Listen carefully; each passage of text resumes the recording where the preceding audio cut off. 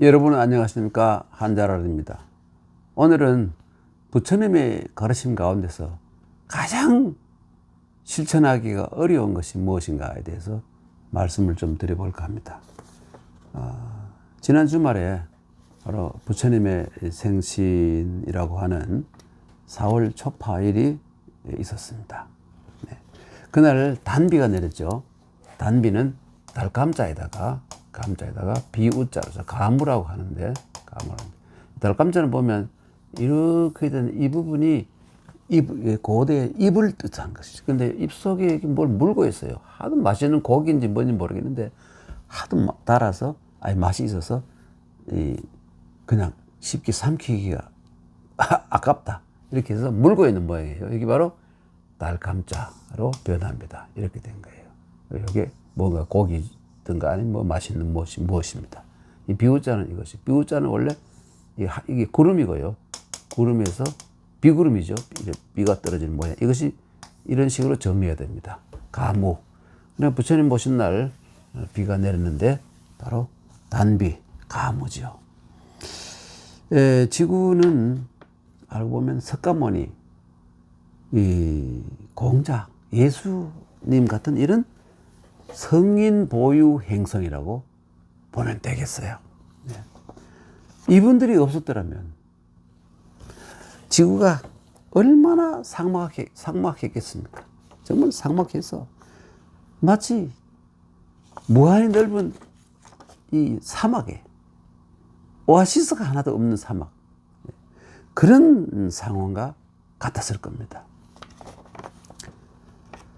예, 부처님이 그 중생들에게 깨우쳐주는 이 생활 철학 가운데서 가장 중요한 것이 있는데, 그 보통 삼독이라 그러죠. 세 가지 독, 삼독이라 그러는데, 이 세 가지 이 독은 뭘까요? 탐욕이죠. 그 다음에 이 썩냄, 화냄, 인간이 화내는 것이 제일 문제가 있죠. 진이라 그러죠. 진, 탐, 치. 네, 치자는 좀 쓰기 어렵습니다. 이렇게 보십시오. 이렇게 보세요. 여기 의심할 의자죠. 의심할 의자는 뭐냐면 등 힘 빠지고 초췌한 어떤 노인이 지팡이를 짚고 정신도 혼몽해요. 치매가 드는 것 같아요. 거리에 서서 도대체 내가 집으로 가야 되는데 어디로 가는지 몰라가지고 헤매고 있는 장면, 이게 바로 의자인데, 의심할 의자인데, 여기에다가 이렇게 이게 뭡니까? 이것이 병질력이라 그래가지고 모든 병든 것을 다 이걸로 쓰고 있잖아요. 병원할 때 병자가 뭐죠? 혹은 뭐 병을 고치다 할 때는 리어자가 들어가죠. 이거 빼고 이거 들어가죠. 치료할 때 리어자. 그러니까 병을 고친단 말이죠. 하여튼 이렇게 쓰다가 이게 복잡하니까 지자로 바꿔버렸어요. 이렇게 이 지능에 병이 들었다 이런 뜻이 되어버리겠죠. 이 인지에 뭔가 병이 생겼다. 이게 이 치매. 그리고 어리석음이죠. 이게 어리석음. 어리석은 짓까지 포함되는 것이죠. 탐진치 세 가지를 삼독이라 그래서, 세 독이라 그래서 인간이 가장 경계해야 되고 금절해야 되는 거예요. 금할 금자에다가 짤을 잘라 없애야 될 대상이 바로 이 세 가지다. 탐진치. 그러는데 여러분, 우리 그 탐진치도 사실 말이죠, 굉장히 그 억제하기 어려운 것들이긴 하지만 이를 꽉 물고 정말 한번 노력해보겠다 하면 뭐 약간은 실천할 수 있죠. 탐진치를 다 억누를 수 있잖아요. 그러나 부처님의 가르침 가운데서 살생하지 마라. 생명을 죽이지 마라. 이 가르침은 이 부처님 가르침 가운데서 가장 큰 가르침이라고 생각이 되는데, 여러분 생각해 보면요, 부처님도 완벽하게 실천하지 못하셨을 겁니다. 왜 그럴까요? 육식을 하지 않는 것, 살생을 하지 않는 것, 나아가서 육식을 하지 않는 것, 이것은 가능할 수 있겠지만, 우리가 인간이 살면서 걸어 다니지 않을 수 없고, 걷다 보면 자기도 모르게 밟아 죽인 개미, 혹은 뭐 곤충 등 미물들이 얼마나 많겠습니까, 여러분? 수없이 많을 겁니다. 맨날 걸어 다닐 때 밑을 보면서 피어 다닐 수도 없고, 가다 보면 틀림없이 많이 역사를 사람 발이 수레는 아닙니다만은 역사를 시켰을 겁니다. 수레 깔려주는 것을 역사라 그러잖아요. 그래서 말입니다. 참 아무리 이 미물을 하더라도 조그마한 이런 개미라든지 곤충 같은 미물을 하더라도 사실 확대시켜 놓고 보면 다 모든 생명이 갖춰야 될 것이 다 갖추고 있고, 그러니 생명보다 더 귀한 것이 어디 있겠습니까? 그러니까 여러분, 우리가 가끔 가다가 이 멸치조림, 이걸 한 젓가락 먹다 보면 한 젓가락에 수십 마리가 딸려오르지 뜰 수 있잖아요. 그런데 그것도 알고 보면 말이죠. 이 멸치 얘들이 한때는 바닷속에서 무리지어서 아주 자유롭게 헤엄치고 놀던 생명체잖아요. 이거를 생각하면 밤마다 딱 떨어지고 괴로워지기 시작하는 겁니다. 하여간 우리가 이제 살생에 대해서 지금 말씀드리려고 지금 이렇게 허설을 늘어놓고 있는데요. 이 살자의 번글자, 살자 여러분 이렇게 쓰잖아요. 살. 근데 여기 보면 나무목이 있는데 이 나무목은 죽일 살하고는 아무 관련이 없는 거예요. 엉뚱하게 들어가 있는 겁니다. 설명해 드릴게요. 살자는 처음에 어떻게 쓰였냐면 사람의 머리카락,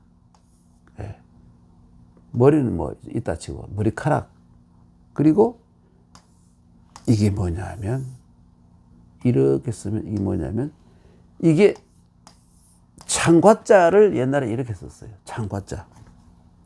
그리고 우리 창과자는 지금 이렇게 쓰잖아요. 옛날에는 이렇게 썼습니다. 창. 그러니까 창의 이 부분도 뾰족한 날이고, 이것도 뾰족한 날, 이것도 뾰족한 부분이고, 긴 막대고, 손잡이 부분이고, 이 부분이 사람이 목을 잘랐다. 이런 의미를 가지고 있어요.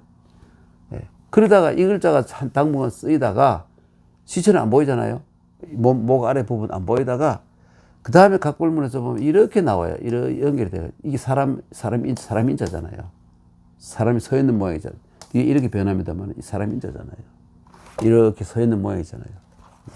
이게 바로 살자의 글자예요. 그 다음에는 이 부분이 더 무성하게 되고 이렇게 되었다가 이 부분이 여기에 창과자가 다시 그리면요.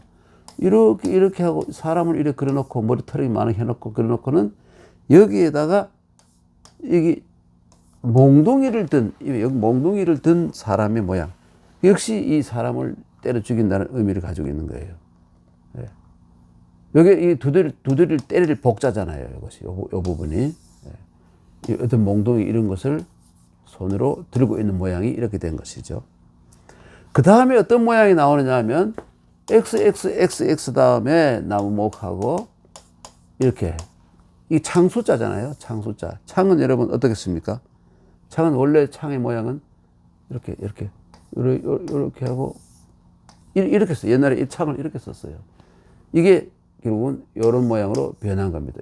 여기에다가 어떻게 요 부분 이렇게 되어 있는데 요건 뭐냐면 손이죠. 손으로 창을 들고 있는 모양입니다. 여기 어쨌든 이 살자가 사람의 목을 잘라 죽인다 이런 의미를 가진 글자였던 것입니다. 그런데 지금 14개 중국인들은 이 살자를 쓰라고 하면 이 글자를 쓰지 않습니다. 일본이나 우리나라에서는 이걸 쓰는데 이걸 안 써요. 뭐 쓰느냐? 이걸 생략해 버렸어요. 이것만 가지고 살자라고 쓰고 있습니다. 이거는 살자라 쓰였어요. 그러니까 전혀 사람을 죽이는 어떤 무기가 전혀 없는 건 아니죠. 요 부분. 창과자에 요 부분 여기 들어있잖아요. 창날만 한쪽만 여기 들어있네. 창날 한쪽만. 그리고 전혀 없는 건 아니죠. 그래서 이 살자는 이런 상황이 되어 있고, 그다음 생자는 이게 땅이고요. 땅에서 풀 한 포기가 자라있는 모양을, 이게 바로 갑골문에서의 생자입니다. 그러다가 뒤에 어떤 사람들이 한 줄 더 그어가지고 흑토자를 만들었어요. 그리고 여기 풀, 이것이 변해가지고 이렇게 됐어요. 요 흑토가 있고, 요 부분은 바로 이 부분이죠. 생자. 그러니까 땅 표면을, 지 표면을 뚫고 나와 있는 한 줄기의 풀줄기, 이것을 생이라 하면서 모든 살아있는 생명의 상징으로 만들어 놓은 거예요. 이 풀 한 포기가 모든 살아있는 생명의 상징이 된 거예요. 살생 되죠. 그런데 요즘 언제부턴가 우리나라에서는 이 살자를 되게 싫어해서, 어떤 현상이 생겼냐면, 스스로를 죽이는 것을 자살이라 그러는데, 이제 자살이라는 용어가 갑자기 사라지고 있어요. 그러니까 이 표현물에서는, 그러니까 방송이나 하여튼 매스컴에서는 자살이라는 말이 점점 사라지고 거의 없어져 버렸어요. 그리고 대신에 뭐가 나오느냐? 극단적 선택이라 그래요. 극단적 선택. 사실 저는 이 자살과 극단적 선택이 그 1대1로 환치되기에는 좀 곤란하지 않느냐. 자살은 확실한 자기 죽음이 자기를 죽이는 건데, 그런데 극단적 선택이라는 건 여러 종류가 있을 수 있어요. 그래서 이게 좀 이상하다 합니다만은, 한 많은 사람들이 자살을 쓰지 않고 살자가 싫으니까 극단적 선택을 자살의 순화어로 사용하고 있으니까, 우리가 다수를 따라가야지 어떻게 합니까? 다수를 따라가야죠. 다수를 따라가는 것이 이 언어의 속성입니다. 할 수 없어요. 하여간 자살은 지금 사라지고 있는데. 그러면 자살의 상대어가 뭘까요? 자타가 반대말일까? 타살이잖아요. 그럼 어쩌면 이 말도 없어질지도 몰라요. 어떻게 없어질까요? 뭔가 묘한 말이 나와서 이를 대체할지 궁금한데, 설마 극단적 선택을 당했다 이렇게 하지는 않겠죠. 타살 당했다는 걸 가지고 극단적 선택을 당했다 이렇게 쓰지는 않을 것 같아요. 오늘 이 살생 이 두 글자에 대해서 설명을 드렸습니다. 여기 창수라고 말씀드렸습니다. 창. 이건 나무목이 아니고, 이거는 사실은 이 창의 칼날 하나이고, 이 부분이 사람의 모양 변한 것이고, 이 부분은 아마 아까 말한 이 갑골문에 사람 머리털 있잖아요. 머리털. 이 부분이 흔적이 조금 남아 있는 것이다. 보면 이것이 살자가, 그러니까 모양이 나무하고 아무 관련이 없는 것이다. 원래는 이렇게 썼다. 이렇게 쓰는 것보다도 가장 최초의 살자는 머리털이고 창과자를 가지고 창을 이렇게 썼기 때문에 창과자를 가지고 쓰는 이 글자였구나. 여기에서 이렇게 오늘날 중국에서는 이것만 쓰고 있구나 하는 것을 살펴보았습니다. 하여튼 오늘 살생, 부처님의 가르침 가운데서도 부처님도 다 확실하게 완벽하게 실천하지 못했던 살생을 하지 마라. 여기에 대해서 말씀을 올렸습니다. 다음 시간에 또 뵙도록 하겠습니다. 감사합니다.